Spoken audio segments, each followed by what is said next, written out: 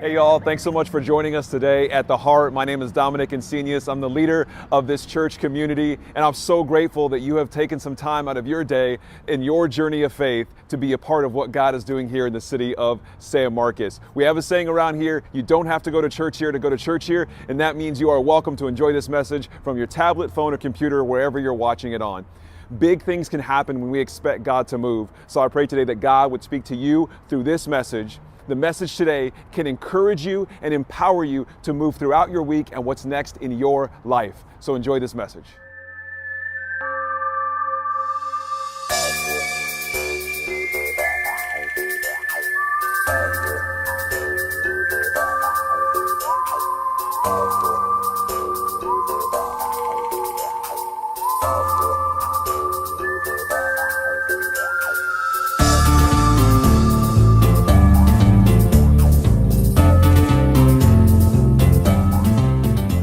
Y'all, we're starting a brand new series today called Lawless. And did anybody not recognize that song at the beginning? I was told, is that really, what's it called? Old Time, or what is it? Yeah. Oh, never mind. Sorry, you guys didn't need to be here for that conversation. I could have figured that out earlier. I thought somebody said it was Lil Nas X, Old Town Road, and I don't know enough about Lil Nas X to know if it was or wasn't. So let's just strike that from the record. We'll start over. I'll come back in. Let's get the man back up here. This new series we're starting today called Lawless. Here's what we're going to do with this, y'all. I want you to be here with me in this for the next couple of weeks, and if you can't be here in person, you can always follow us on the podcast or on YouTube. What I want to do is I want to spend a few weeks digging into how possibly you and I are meant to be living out our faith outside of the rules. I think I can make an argument, and I will, for several weeks in a row, that we are meant to be living our faith beyond the law in this lawless land where we're not following rules. We're not looking and make sure we're following the letter of the law. And what that looks like practically in our life, in our faith, how that shows up. Now, when it comes, some of you may know this already, but if you don't know this about me, I am a big-time rule follower when it comes to board games. Is anyone the person, when you get a new board game, you're the one that, like, you have to read all the instructions first? Nobody can have any fun until the instructions are read? Is there anybody like that? A few? Okay. Is anybody just like, hey, we'll figure it out along the way, house rules? Oh, you all are dangerous. Raise your hands again high so I can know what you look like and make a note. Okay, got it. Yeah, I am not a house rules kind of guy. I'm okay, what does the rule book say? I remember when I was growing up, we had my parents got a pool table, and I thought it was the coolest thing for us to have a pool table in the house. And me and my dad, we burned up that rule book so much. We were playing pool. We're like, well, let's see what the rule book says. And so we'd have the rule book handy. I don't know if anybody's ever had a rule book in pool in their house, but we did, and we loved it because you got to know the rules. And it's sad to say, but I know this about myself, that I want to know the rules so much because I want to play the game in the right way. And it doesn't mean that I'm right. It just means the rules are right, and I know the rules. Do you see what I'm saying with that? Can you be on the same page with me here? Looks like we're both right on this one. I want to be able to know the purity of the game. Now, there are some things in my life where I don't so much follow the rules. We have a 19-year-old son, my wife and I, and when he was growing up, there were some things that we were okay with him watching, some things we were okay with him listening to that maybe other parents didn't think that was such a good idea to let him watch those movies or listen to that kind of music. And maybe you don't have kids, or if you can remember being a kid, there were some times when your parents would let you do something or not let you do something, and more often than not, you were confused on why you could do this and couldn't do that. Especially if you were like me and you feel like all of my friends seem to be able to stay out past midnight when they have their own car. I don't see why I can't stay out past midnight. Is it because their parents trust their kid more than my parents trusted me? That was my argument. But there was something things. So like let's say Spider-Man, the Spider-Man movies. This is old school. The Tobey Maguire Spider-Man. Does anyone know who that is? He's probably double my age now. The Tobey Maguire Spider-Man movies. We would let Corbin watch those movies. We thought they were fun to watch. He loved Spider-Man. And it wasn't until I was talking to a friend of mine. He said, "Yeah, we were watching Spider-Man 2 or whatever." And he's like, "Oh, he's probably too young for that, isn't he?" And I was like, "That is none of your business." And all I wanted to do was show Corbin more Spider-Man 2 movies. There's just one. Because when he's growing up, the rules change and adjust, but not for everybody. There's one set, there could be one set of rules on this is how you raise a son. This is how you raise a daughter. This is how you raise kids if the son is older than your daughter. This is how you raise kids if you have 3 of them. This is how you raise kids if they have a device or not. There's no rule book. You're figuring it out along the way. When it comes to parenting, when it comes to marriage, you're figuring these things out along the way. So I want to make the argument and talk through this with you over the next couple of weeks on how that same approach that we have to our parenting, that same approach we have to a marriage, to a relationship, that same approach we have that way, where we are trying our best, figuring things out, getting better, making mistakes. I want to see what that would look like if you and I applied that to the way that we approach our faith. Because there's sometimes house rules. House rules in our house is we don't have, I don't mean to be putting his business out there. My son's not here to defend himself. We, in our house rules, we don't mind if Corbin cusses a little bit, okay? That's just a little bit. Don't get crazy. We don't mind that in our house rules. Now, if Corbin was going to y'all's house and he was just cussing up a storm, that'd be a conversation, but not because a rule is broken. Do you get where I'm going with this a little bit? That's okay if not. It'll come to you over the next several weeks. So what I want to do today, I want to look into what Jesus has to say about the law, about rules. Because our faith, our Christian faith, or if you don't call yourself a Christian or consider yourself a Christian, then I don't mean to include you in this, but people who consider themselves Christians, Christ followers, our faith, that faith, is rooted in the Jewish faith, comes from the Jewish faith originally, right? Jesus was Jewish. And that came from a tradition of laws and rules. You got to have law and rules if we're supposed to know how to practice our faith, right? If we're supposed to know how to connect with God. What are the rules? Tell me what I'm supposed to do. In fact, a lot of people come to religion or come to faith because they're looking for that. They're looking for, what are the rules? What am I supposed to do to be a good person? How do I know if I'm doing the right thing in life? Just can you write down some of the rules that I need to follow? And so our faith being grounded in that, Jesus comes on the scene and he is a game changer.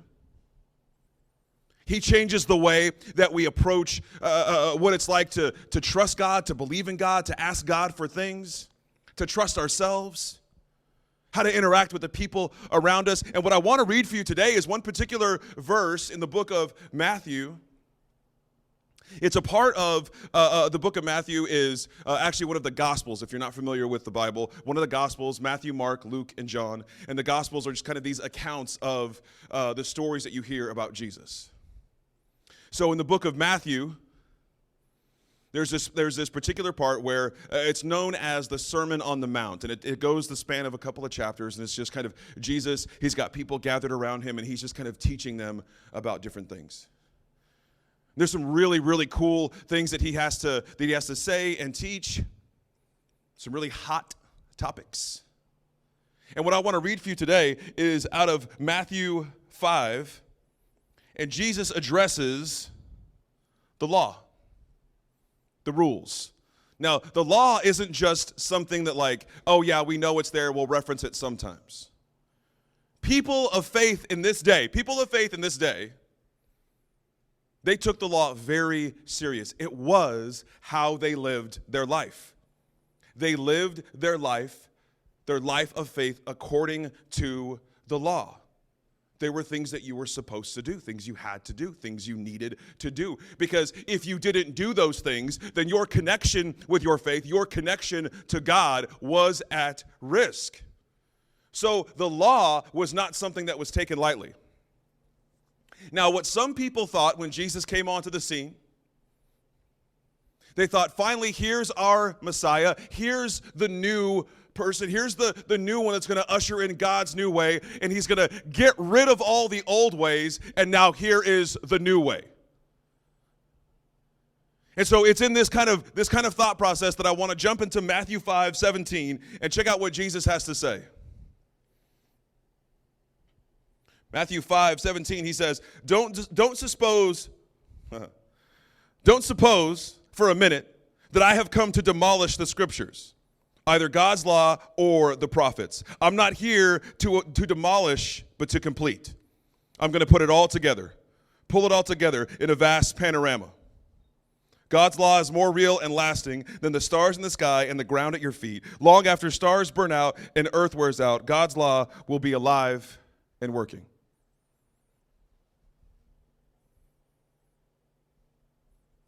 Trivialize even the smallest item in God's law, and you will only have trivialized yourself. But take it seriously, show the way for others, and you will find honor in the kingdom. Unless you do far better than the Pharisees in the matters of right living, you won't know the first thing about entering the kingdom. God's kingdom is what he means, he's referring to there. Now, I know that's a lot.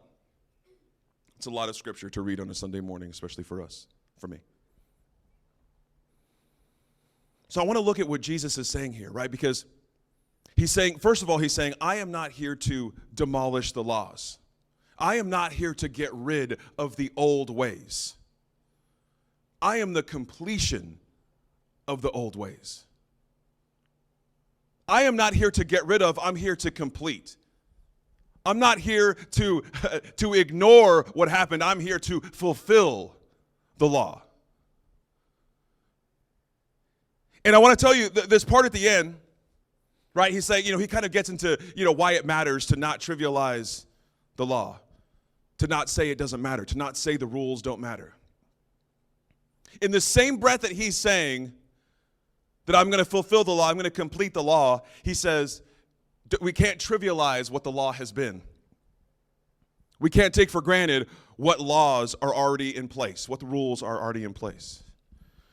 And watch what he says I want to read what he says at the end. He says, unless you do far better than the Pharisees in the matters of right living, you won't know the first thing about entering the kingdom. And I want to, just for a second, explain to you why that should make no sense to you, what he just said.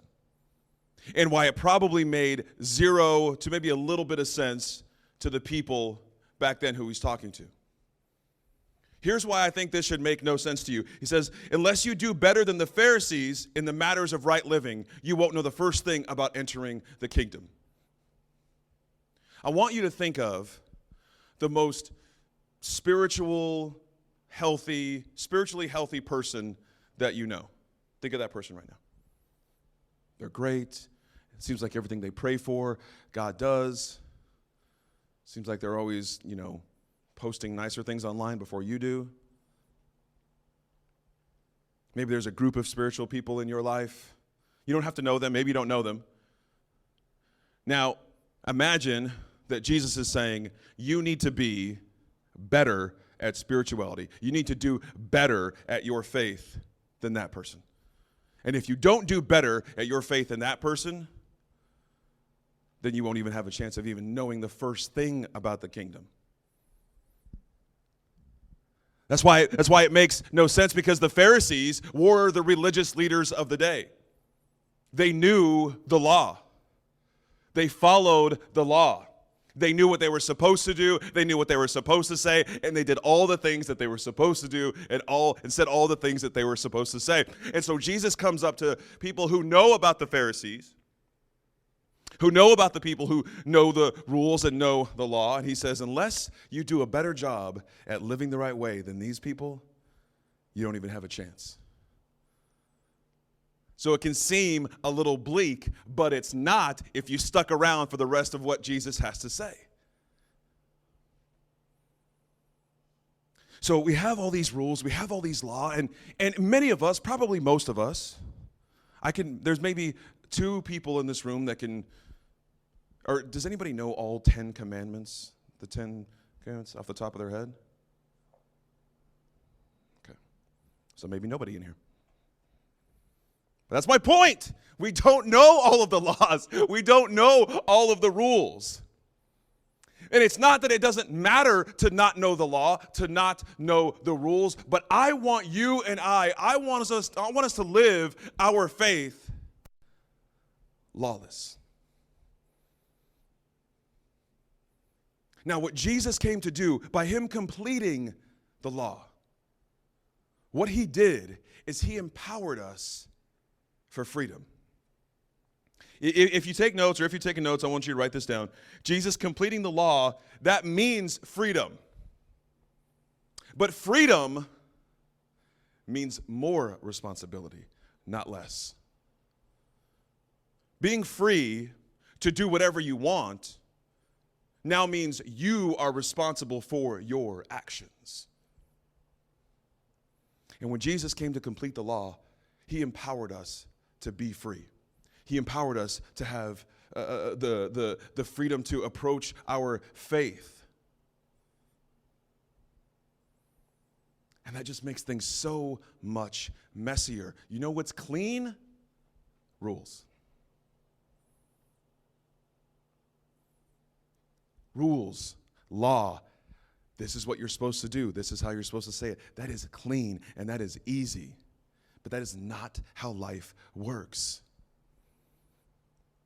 If that were how life works, then we wouldn't need to all figure out what it's like to be a parent every single week of every single year for the rest of our lives. If life was lived through rules and law, then we would have marriage figured out and everything would be great from here on out. But life is messy. Life is complicated. And what Jesus did with the rules, again, he didn't come to demolish them. He didn't come to abolish them. He didn't come to stop them. He didn't come to say the rules don't matter anymore. He said the law is completed. So now what we're empowered to do, what you and I are free to do, choosing to step into this faith, what you and I are free to do is now you and I don't need to go back and review and research and study and memorize all of the laws to know how to act. Now, what we are empowered to do, free to do, challenged to do, is to follow the way that Jesus taught, to do the things that Jesus did, to try to think the way that Jesus thinks, to try to approach people the way that Jesus approached them, to try to trust people who were untrustworthy the way that Jesus trusted people who were untrustworthy.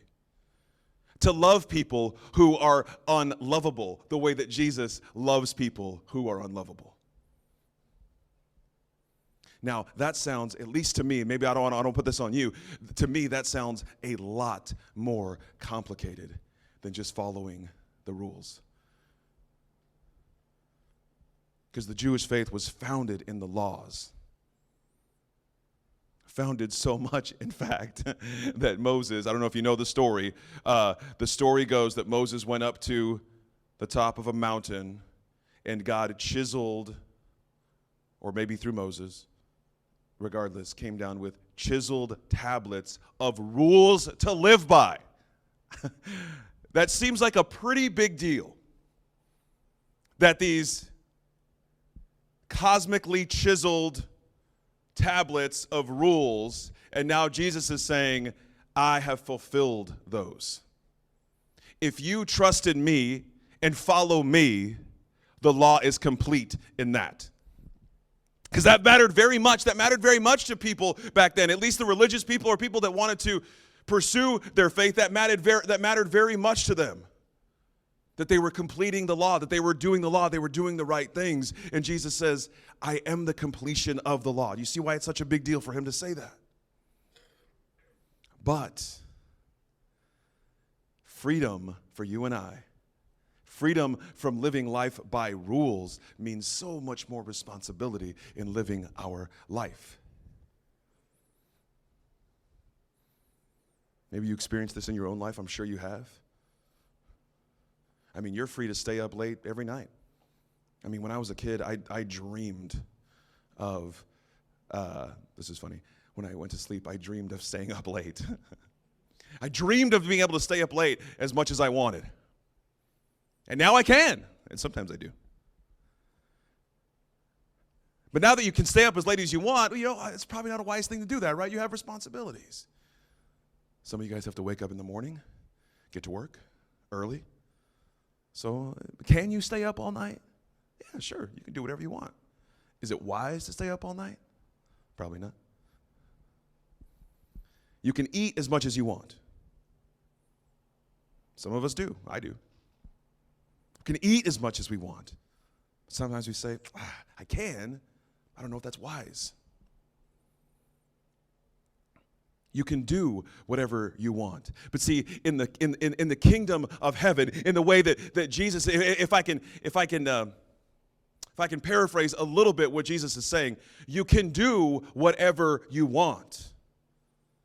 Right? So instead of making sure you're following the rules, what if just for today, you and I lived in this world where we're lawless, we're saying, I can do whatever I want.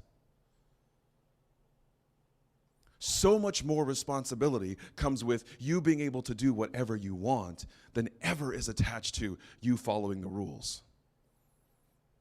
Because I see kids, there's probably your kids and Heart kids over here, they're probably following the rules, but they're so angry about it.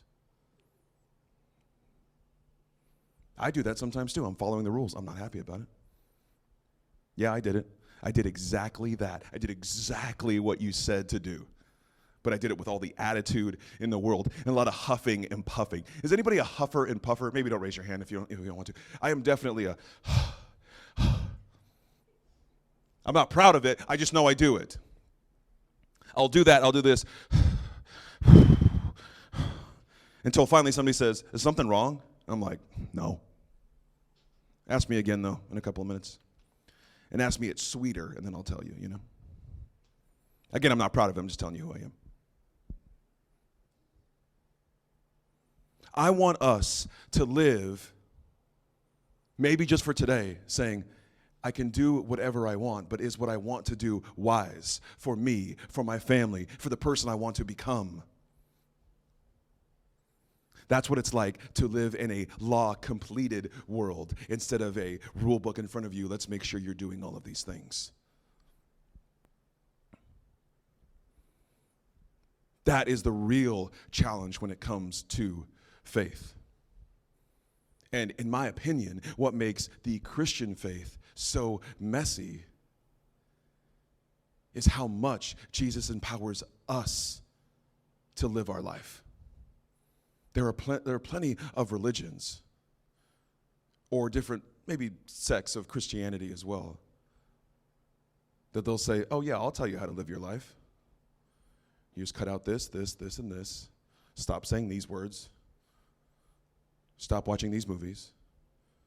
And then you're good to go. But see, life is more complicated than what movies you do and don't watch. Life is more complicated than what music you do or don't listen to. Now, obviously, there's things that you can do that are healthy for you mentally or whatever, and if you don't like scary movies, don't watch scary movies or blood and gore or all that kind of stuff. What I'm saying is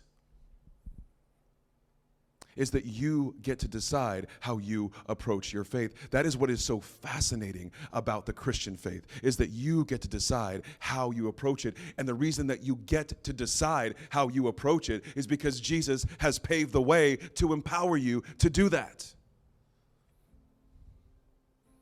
That is fascinating to me about the Christian religion, the Christian faith, is that we are empowered by the Savior. We are empowered by God's Son to live our life. That means there's going to be a mess. We talk about the mess a lot here at the Heart. We're very comfortable. I'm very comfortable embracing the mess of life. It's easier when there are rules. It's easier when you're supposed to do this and you should say that and don't do that. That's easy. What's more difficult, more challenging, takes more intentionality, is when it's, well, sometimes we do that. Sometimes the house rule is I let my son get away with that, and then sometimes I don't. Sometimes my wife says she can ask me one question, and on one day I take it as a question and I answer it, and I'm like, wow, thanks for being curious. That was great. And the next day she asks the same question about the same thing, and I'm like, you are attacking me personally, and I don't think I like that. So life is messy. There's not one way to approach it, but what it makes room for is conversation. What it makes room for is thoughtful digging. That's what's going to take. If you take on this challenge that you have, and there's some part of you that is already in this challenge, in my opinion, because you're here. If you take on the challenge of growing your faith, wanting to grow your faith, attempting to stretch yourself spiritually, then I want to tell you, and it's probably no surprise to you, there are going to be complications. There are going to be complications, but I want you to be able to talk those things out. Every time my faith has grown, every time my faith has been stretched, it's come from something that I didn't think should have happened to me, but it did. And the only way I got through that was processing it out loud with the people around me.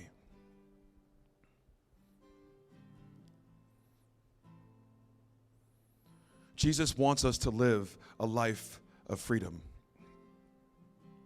And that freedom came at a cost to him. That freedom comes at a cost to us as well. That freedom means that we need to be responsible. That we are responsible for what we do next, for what we do tonight, for what we do tomorrow. I'm not talking about the do the right thing. I'm talking about the tough decisions that you need to make as a parent. I'm talking about the difficult conversations you have to have as a husband and wife, or as a spouse, or your girlfriend, or I'm talking about those difficult conversations that you need to have. That's where the real juice of life is. That's where the mess is. And I think Jesus sees that. I think Jesus saw that. And I want you to live a life of freedom. And that's going to take work. It's going to take all of us. It's going to take all of us to be in this together. But it's a challenge I want to take, and it's a challenge that I want you to take on as well, to live this life of freedom. If you could, real quick, I want to pray for you. Could you close your eyes and bow your head just for a moment?